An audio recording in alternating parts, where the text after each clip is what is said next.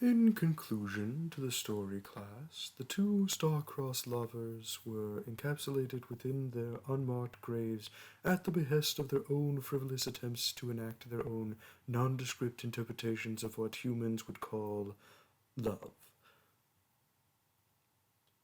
The tragedy of which only becomes ocular when one takes heed of the obvious reality that this was mere infatuation.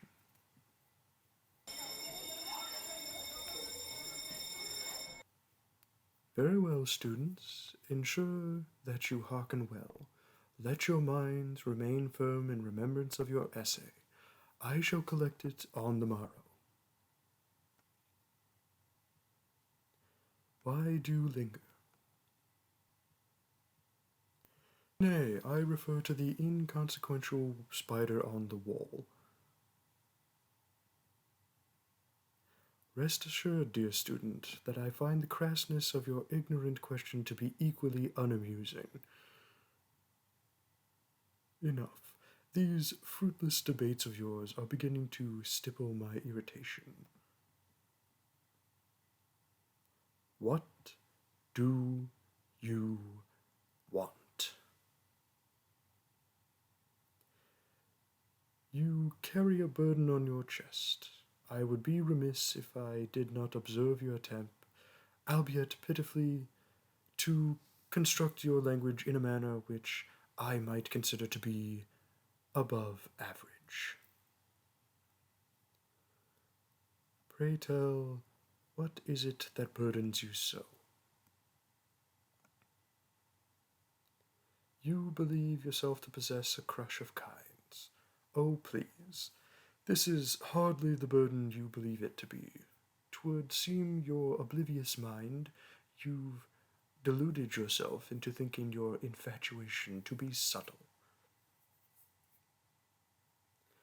My dear human student, I have likely noticed, as you put it, before you yourself could have even comprehended your own thoughts on the matter. How? Why, by the words you utter, of course. What do I mean? Intonations of my phrasing refer more so to the primitivism of the language we indulge upon now. This may come as a shock to your limited mind. However, the human tongue, while not my language of origin, has become the predominant, widely selected, and spoken language for the mentally impoverished masses of this world. My language graces me with the enlightenment to read the souls of other creatures. When I was but a young whelp, I often found the human language to be guttural and insulting to force out of my ashamed tongue. I have since learned to accept my fate regarding it. Nonetheless, I still find myself within the sensation that you would if you were forced to converse with a toddler of your species. My language, you wish to be enlightened to its meaning.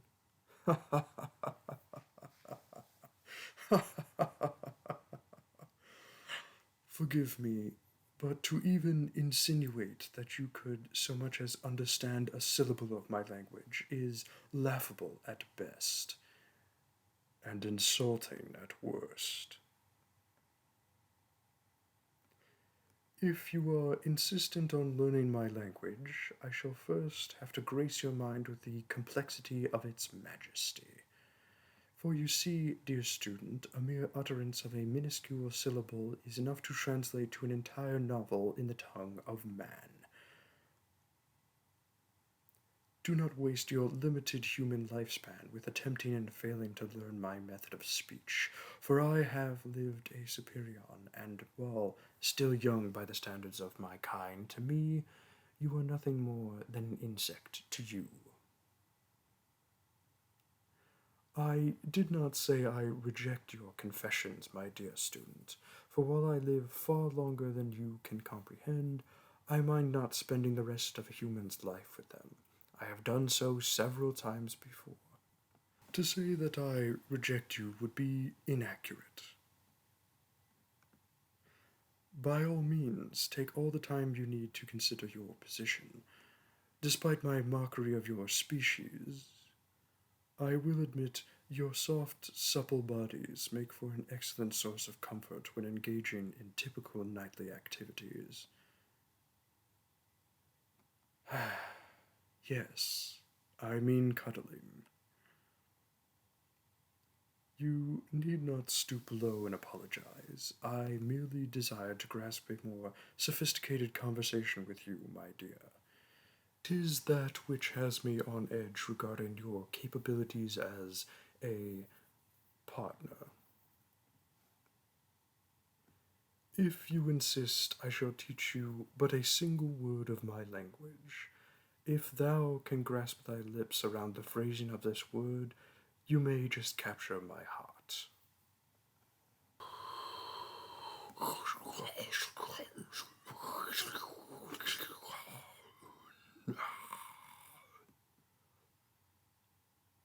This is what I desire you to caress my sharpened ears with, utilizing your vocal cords. It will take long to grasp the meaning, however, the precise phrasing will become clearer the more you learn. The meaning.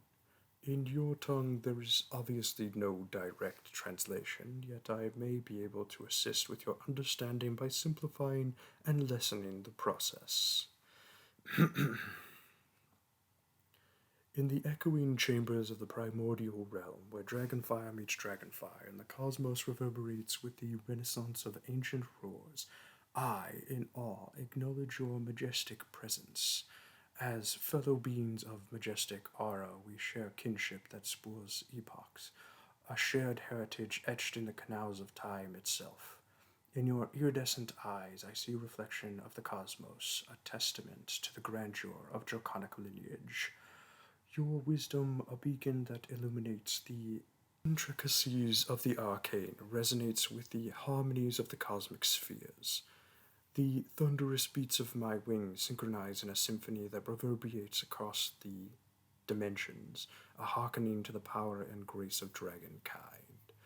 In this shared realm of scales and fire, I find an infatuation that transcends the boundaries of mortal comprehension.